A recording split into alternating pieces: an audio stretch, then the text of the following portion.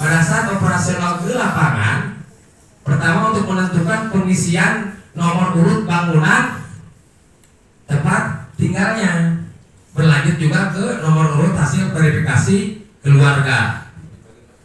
Jika pada saat pendataan awal di kolom 789 ini salah satunya berkode 7 atau 8, itu berarti PPL melakukan foto apa? Setelah melakukan pendataan dengan kartu Reksosek 22K, tagging. kalau miskin atau sangat miskin, foto. dilakukan Foto. Kalau tidak miskin cukup melakukan Tagging. Foto dan tagging dilakukan untuk masing-masing bangunan tempat tinggal sebanyak satu kali. Itu ya. Berapapun banyaknya pintu pada bangunan itu, sepanjang dalam satu atap, itu tetap diperlakukan sebagai satu bangunan tempat tinggal. Selesai dengan K2, maka selesailah pada keluarga yang bersangkutan. Kemudian ada juga yang namanya dokumen Reksosek 22XK. Barangkali tadi juga sempat dibahas mungkin ya. khusus. SK ini digunakan untuk lokasi-lokasi khusus. Pertama, bisa diperlakukan kepada lembaga pemasyarakatan, rumah tahanan, asrama militer, tapi yang dimungkinkan berada di wilayah masing-masing adalah pondok pesantren. Jika di wilayah bapak-bapak ada pondok pesantren, dengan asumsi anak didiknya di bawah 18 tahun, itu berarti tidak perlu dicacah.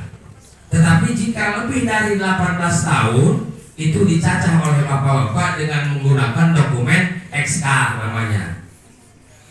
Tetapi untuk pengurus pesantren, kiainya itu dicacah tetap dengan dokumen Reksosek 22K. Jadi tolong dibedakan ya, ketika di lingkungan bapak-bapak ada yang namanya pondok pesantren dan peserta didiknya di atas 18 tahun, itu tetap harus digunakan pendataannya dengan dokumen Reksosek 22XK namanya. Yang mudah-mudahan tadi juga mungkin sudah tersampaikan Pak Suwadi ya, untuk dokumen SK. Jadi sekali lagi kami berharap intinya seluruh keluarga itu mutlak harus didata. Jangan sampai ada yang terlewat atau cacah ganda. Kerja di BPS, kesalahan itu manusiawi, masih bisa dimaklumi. Tetapi kerja di BPS itu tidak boleh bohong. Kalau misalnya petugas melakukan kebohongan, itu namanya moral hazard. Produk data yang dikumpulkan itu akan jadi data sampah. Datanya sampah, pengambilan keputusannya juga nanti salah sasaran. Karena ini menyangkut hajat hidup orang banyak. Ketika misalnya salah di dalam melakukan kegiatan pendataan, apalagi melanggar SOP, itu yang fatal gitu.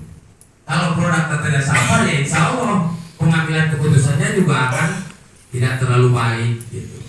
Jadi saya berharap pertama, tolong petugas pada saat melakukan pendataan ke lapangan, ikuti standar operasional prosedur yang telah ditentukan. Kunjungi masing-masing responden.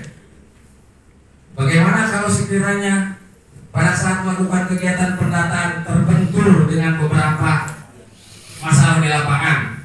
Salah satunya misalnya saya sempat ngobrol dengan Pak Trisno di Gusara, katanya ya, ada kemungkinannya satu keluarga yang susah ditemui, atau mungkin berakibat berdampak kepada petugasnya sendiri.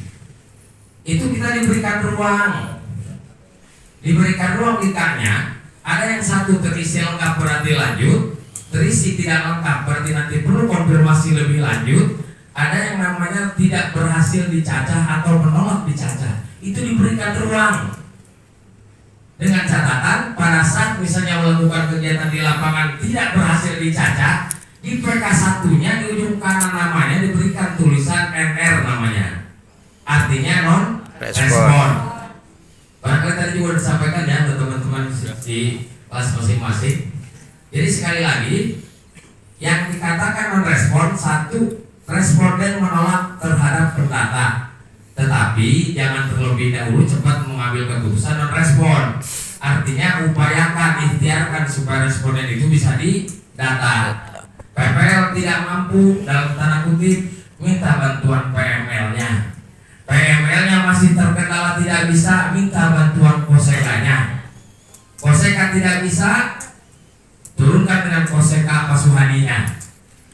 Jika misalnya dari rangkaian alur 3 organisasi lapangan ini masih tidak bisa, baru dikatakan diambil keputusan responden menolak. Tuliskan, sudutkan di ujung kanan nama di MK1 nya, tuliskan yang namanya NR atau non respon.